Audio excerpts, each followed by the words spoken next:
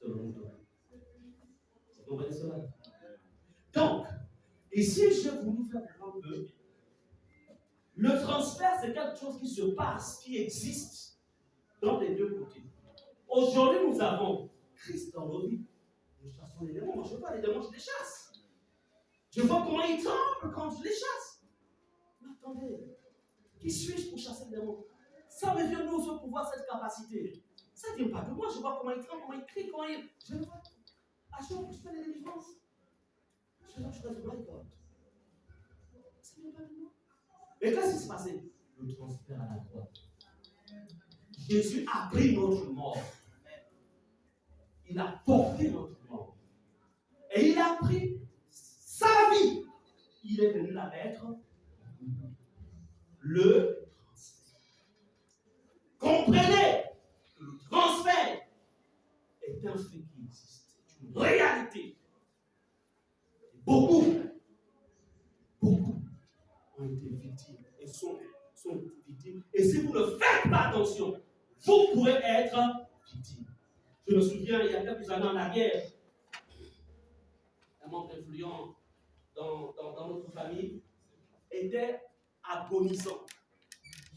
Je viens passer donc les vacances ici à Libreville. Cette fois, je suis encore à l'Afrique du Sud, je préparais ma licence en théologie. Donc, le Saint-Esprit me dit, tu vas sur Libreville, mais tu ne vas pas visiter cette personne. La personne, ce n'est pas n'importe qui. Un membre influent et une position stratégique dans la famille. J'arrive à Libreville pour les vacances, on m'appelle, un membre de la famille m'appelle, tu sais, ah là, tu sais, X est dans un état agonisant, il faut que tu ailles le visiter. Le Saint-Esprit m'avait dit, Johannesburg, tu n'iras pas voir cette personne. Nous étions en octobre parce qu'on avait mené un combat spirituel depuis Johannesburg. Et j'appelle maman, je dis maman, cette personne-là, attention, voici. Quand j'arrive, dans le combat spirituel, c'est Dieu qui m'emporte. Quand j'arrive, la personne est dans l'agonie. Je me dis, tu ne pars pas. Je vous enseigne, vous qui êtes sentimentaliste, vous qui marchez avec les émotions, on va dire quoi? La famille va dire quoi? Je suis sorti là-dedans depuis fort longtemps. C'est pourquoi le diable veut vous voler des choses dans les maisons. Il vous vole, c'est précieux. Et on dit, Dieu a pris, Dieu a donné, Dieu a pris. Quel Dieu qui a pris? Quel Dieu qui a pris? Dieu veut que Dieu veut que nous jouissions de ce qu'il nous a donné. Amen. Si je ne marchais pas par le Saint-Esprit, je ne serais peut-être plus de ce monde. Pas parce que je suis passé à des pasteurs qui me tout. Mais il y a l'obéissance. Quand j'arrive, si je me mets à vous dire de quelle question, vous allez crier. Mais je ne peux pas vous dire, parce que ça, ce qu'on appelle ça, c'est mettre ses travaux au Seigneur. Quand j'arrive à l'école, au bout d'une semaine, ce serait souvent 3 semaines de vacances, que je passe souvent ici. Au bout de la deuxième semaine, on dit, ah, Gislain, ah, il est malade, il est en train d'agoniser. Si tu veux passer le voir.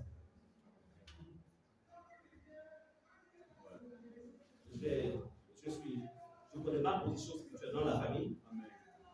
Je suis marié, j'ai des enfants, je dois accomplir le but pour lequel Dieu m'a appelé. Et je suis une référence spirituelle dans ma famille, donc voilà. Encore.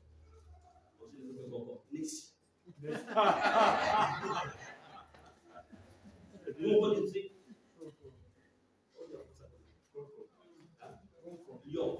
on dit comment? On dit non. Laissez-nous. Donc, on va parler en français maintenant. Alors, j'ai dit au Seigneur, le Seigneur me dit, tu ne bouges pas. Bien aimé, lorsque je repars, une semaine après, quand je repars à Genève, quand je repars, une semaine après, mon téléphone sonne. Il vient de décider. Le Seigneur me dit, si tu serais parti, parce qu'il y a quelques semaines avant, je t'ai montré comme il y a 3 mois avant, vous avez combattu spirituellement et je t'ai fait gagner cette victoire. Amen. Si tu repartais le voir, il aurait récupéré la victoire et il aurait relâché avec sa force. Amen. Le transfert. Amen. Vous comprenez cela? Amen. Bien-aimés, faites attention. Il y a des choses qui vous sont, même quand même votre argent. Oh, il faut envoyer, il faut envoyer. C'est-à-dire que toi qui n'as pas encore donné. Mais pourquoi vous me faites la pression? Pourquoi c'est mon argent? Pourquoi? Mais quand tu envoies l'argent, c'est terminé. Le salaire, ça devient. C'est même là quand tu prends le salaire, tu te dépends de toi qui arrive, tu fais venir avec ton salaire. Mais c'est normal, échange, transfert. Amen. Amen. Bien-aimés, je vous enseigne pour faire comprendre que l'ennemi est poussé dehors. Il est poussé. Bien-aimés, regardez ce que dans Genèse 25, 23 à 34. Je vous permets je prends tout ce temps parce qu'en fait, on entre dans un travail spirituel. Amen. C'est pourquoi je prends tout ce temps pour vous enseigner. Comme Jacob faisait plus d'un potage, nos propres frères. Et ici, on a Jacob et Ésaü, des frères jumeaux. Mais les deux se disputaient une destinée. Quelle destinée? Les deux se disputaient la destinée du contrôle de la famille. Et le tout Israël, on va dire ça comme ça. Alors, Ésaü, qui était un peu comme ça, là, il avait la tête debout le plus, les choses spirituelles, ce n'est pas son problème. Non, le gars, il était ouïa. Donc, pour lui, ce qui comptait, c'était cette vigie. Le gars, c'était un des grands chasseurs de la contrée. Il faisait la fierté de son père. Quand il allait faire la chasse, c'était pas n'importe qui. Donc, papa était content. Lui, les choses spirituelles, non. Pendant que Jacob était sous les terres, avec sa maman, de leur maman, là, sous les tentes, vous savez, les mamans ont plus de secrets. Hein? Déjà que c'est maman qui avait reçu la révélation qu'il y aura 2 fils, 2 nations dans ton ventre. Mais l'un supplantera l'autre. Le second supplantera l'aîné. La maman avait le secret. Papa, lui, n'avait pas tous les secrets. Lui, il a seulement déposé, mais la mère avait tous les secrets spirituels. C'est pourquoi, couple, soyez un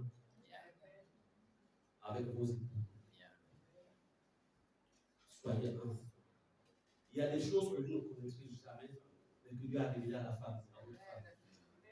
Comme aussi il y a des choses, chère maman, que Dieu révélera aussi à l'homme.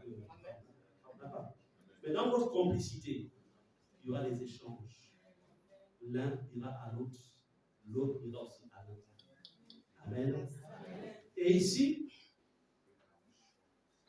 le temps du transfert est arrivé. L'heure du transfert. Le pouvoir patriarcal qui était sur Isaac doit forcément se déporter sur l'un des deux. Mais pour Isaac, c'était qui? Ésaü.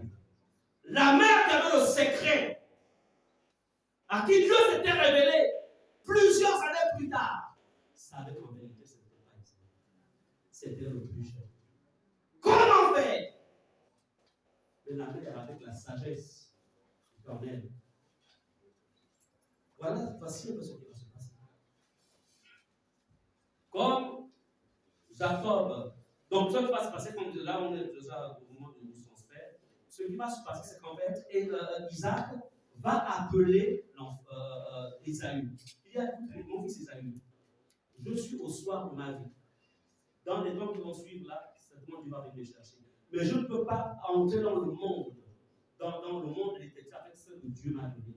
Parce que la gestion, en fait, d'une famille, d'une nation, ne dépend pas de la force que tu as là. Parce que toi, tu es un but de pas. La force que tu as, le succès que tu as là, ça, ce n'est pas ce qui dirige une famille. Il faut avoir quelque chose dans tes tripes. Ce que Dieu m'a donné, que j'ai hérité de mon père Abraham, je dois aussi le déposer sur toi. C'est pas qu'il me dit, va.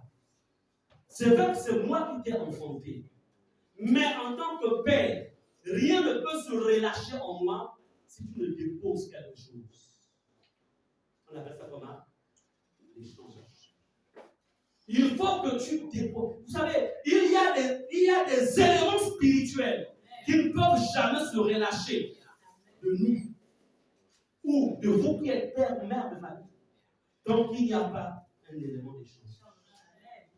L'élément d'échange, c'est une offrande. L'élément d'échange, c'est quelque chose que tu t'es donné et qui agrée le cœur de ton père. Amen. de celui qui a l'autorité. Le monde spirituel ne fonctionne pas avec la gratuité. La gratuité va seulement te donner des miettes. Mais les choses qui pèsent, ça se mérite. Il faut savoir déposer. C'est pourquoi vous allez remarquer dans la Bible, tous ceux qui ont en train de sonner avec Dieu, c'était des personnes qui savaient ça.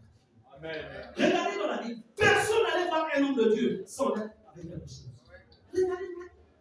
Pourquoi? Parce que l'homme de Dieu était détenteur de quelque chose de divin. Amen. Donc aussi, allez voir un père, allez voir une mère, allez voir. En fait, il y a toujours quelque chose. Attention avec la gratuité. La gratuité ne relâchera jamais quelque chose de fort et de puissant qui va demeurer. Isaac, et au soir de sa vie, il dit à son fils, va. Parce que non, je l'ai comme ça. Va chercher. Amen. Mais pour ceux qui en moi, se relâchent. Alors, regardez ce qui va se passer. La Bible nous dit, donc, en temps, la mère a entendu. Vous savez, la complicité est importante. Parce que si le père, ce serait, je pense que ce serait en fait, s'il y avait eu une forte complicité dans ce groupe, le couple Isaac, en fait, il y a des combats que les enfants n'auraient pas appris. Amen. Le père aurait appelé la femme, tu m'avais dit que Dieu t'avait dit qu'il y aura deux nations dans le monde. Je m'appelle ta partie. Qu'est-ce que tu raisons? On fait commencer Isaac ou plutôt c'est Jacob ou c'est Esaü? Je fais comment jusqu'au soir de ma vie. La mère aurait appelé à son mari chéri. Tu sais ce que je t'avais dit? Dieu m'avait dit que c'est Jacob, ce n'est pas Esaü. Déjà, Esaü n'est pas spirituel, c'est quelqu'un qui est ouïa, etc. Le gars n'était pas géré en fait la succession, il ne peut pas. Amen. Nous aurait été, là par la suite, nous aurait aidé la grâce de Dieu, la famille d'Isaac derrière, ce serait décidé. Parce que Esaü avait un comportement, c'était quelqu'un de violent. Il était violent. Et il avait un gabarit de chasseur. Quand il soulevait les gibiers, ça développait vraiment les muscles. Bref, là, on parle. Donc la mère, quand elle va dire à son fils Jacob, l'heure du départ de votre père est arrivée. Ce qu'il a là doit venir sur toi parce que Dieu m'a dit. Moi, je vais préparer le gibier, mais toi, je vais te maquiller de manière à ce que ton père pense que c'est toi. Mais voici la stratégie. Vous savez, cher homme, vous ne pouvez pas dire de votre femme. Quelqu'un avec qui vous avez vécu pendant des années, elle te maîtrise très bien. Donc ici, Rebecca va établir le plan du transfert.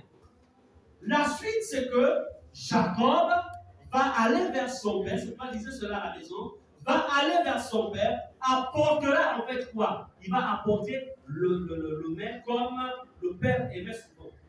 La mère connaît le secret culinaire de son mari. Donc elle a fait ça vraiment pour que Dieu n'intervienne dans le type de son mari, son fils, qui est aimé. Écoutez maintenant comment le transfert se fait. Ce qui était réservé à Esaü, regardez comment ça va maintenant chez Jacob.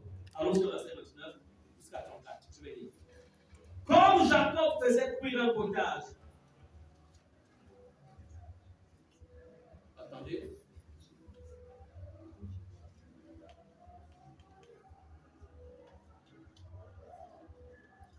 Permettez-moi. Regardez.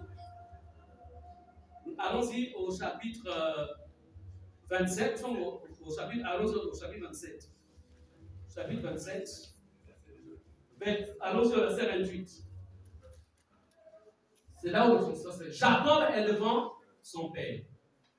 Son père ne doute pas, ne doute de rien. Il ouvre la bouche. Vous savez, la bénédiction est dans la bouche. Ce n'est pas père, mais faites attention à ce qui sont dans votre bouche. Révélez. Que Dieu te donne de la rosée du ciel et de la graisse de la terre. du blé et du vin en abondance. Verset 29. Que les peuples te soient soumis et que les nations se prosternent devant toi. Sois le maître de tes frères et que les fils de ta mère se prosternent devant toi. Maudit soit quiconque te maudira et béni soit quiconque te bénira. Béni. Isaac avait fini de bénir Jacob. Alléluia. Le transfert. Ceux qui étaient dans le cœur, dans la vie de son père, étaient transférés sur le fils. Qui a pris la bénédiction, ta bénédiction? Qui a pris la bénédiction de tes enfants? Qui a pris le succès de tes enfants? Qui a pris l'avenir de ta postérité? Qui? Ésaü sera riche plus tard, puissant, et il n'aura pas la bénédiction. Est-ce que vous comprenez cela?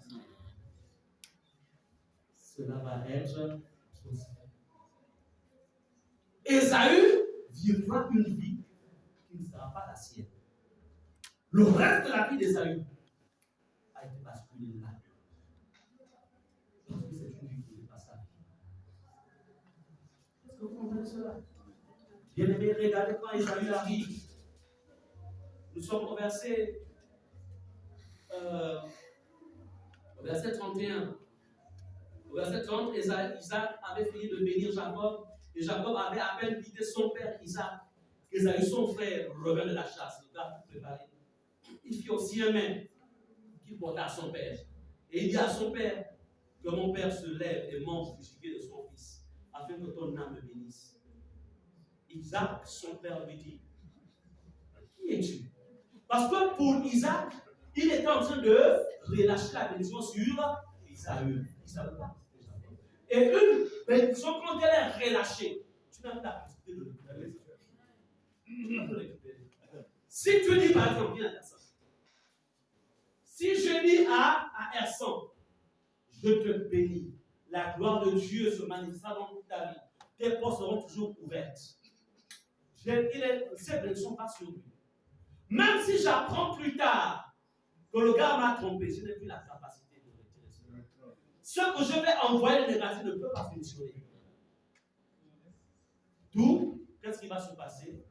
Quand vous regardez, tu t'assois, c'est quand vous regardez parmi les fils de Noé, ils étaient à trois, il y avait Sem, Cham et Japheth. Donc, maintenant, je pense que c'est Cham, je pense, je n'ai pas vu ça. En fait, l'un d'entre eux va en fait, parce que quand Dieu détruit le monde, quand il engloutit toute la terre par les eaux, Noé va être le point de départ d'une nouvelle race d'hommes. Donc Dieu va, quand il bénit Noé, il bénit aussi ses trois fils. Donc tout ce qui, il va tous les bénir. Alors, Noé tombe dans une folie, quoi, du vin, et puis sa nullité est exposée. Donc l'un des trois fils, je pense que c'est Cham, je peux vérifier ça. Donc, il va aller voir la nullité de son père et il va aller l'annoncer à ses frères.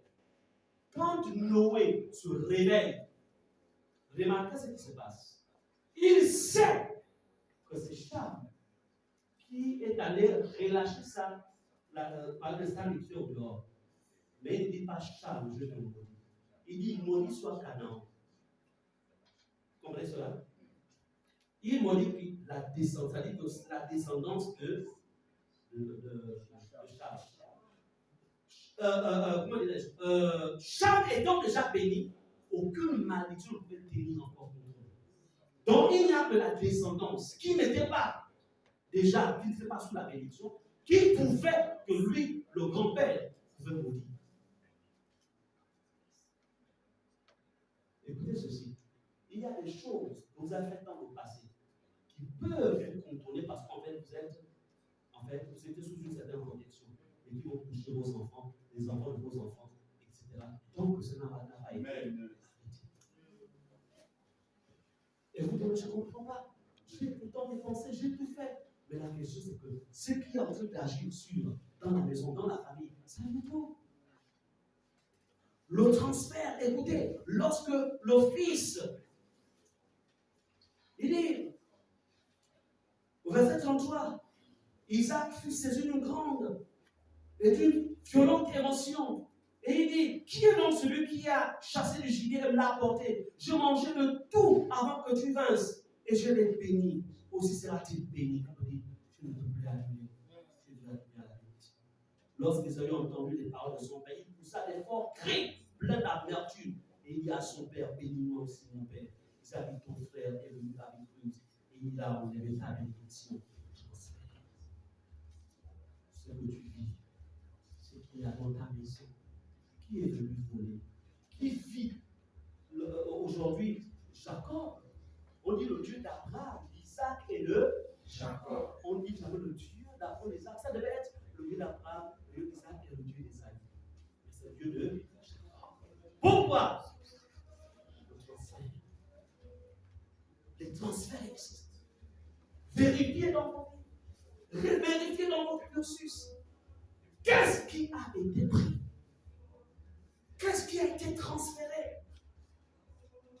Qu'est-ce qui a été transféré? Bien aimé, un transfert spirituel peut se produire dans le domaine de tes bénédictions.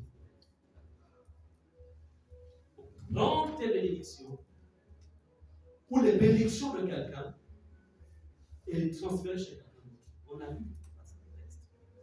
Ça peut être sur le plan de tes richesses. On peut transférer tes richesses chez quelqu'un d'autre. Tu travailles dur, mais quand l'argent arrive, ça va aussi vite que ça. Même si tu as 3, 4, 5 boulots, mais c'est pas. Alors que celui qui n'a qu'un seul boulot, vraiment des opportunités de succès, de réussite, ne font que se multiplier. La question, en fait, est-ce que tu ne subis pas un transfert? Est-ce que tu ne subis pas un transfert? Tu n'as pas été vécu un transfert. On peut même transférer l'intelligence de quelqu'un. On peut. C'est un exemple, je pense que ça va aller, ce qui se passe. On prend son intelligence, on enlève, on vient déposer ici. Ça, c'est dans le monde des ténèbres. Et ça devient compliqué pour lui. Tout au long de la vie, il va bien faire. Mais quand il arrive à après les examens, ça devient compliqué. Tout devient noir dans la tête.